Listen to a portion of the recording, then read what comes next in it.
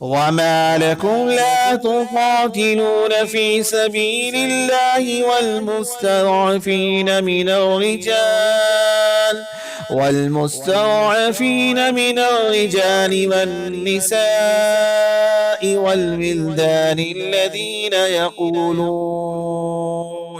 يقولون ربنا أخرجنا من هذه القرية الظالم أهلها واجعل لنا من لدنك وليا واجعل لنا من لدنك نصيرا. الذين آمنوا يقاتلون في سبيل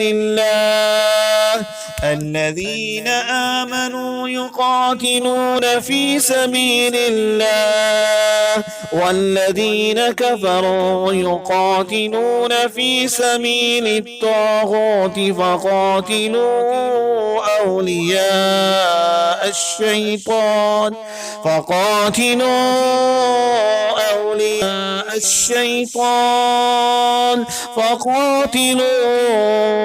أولياء الشيطان إن كيد الشيطان كان ضعيفا.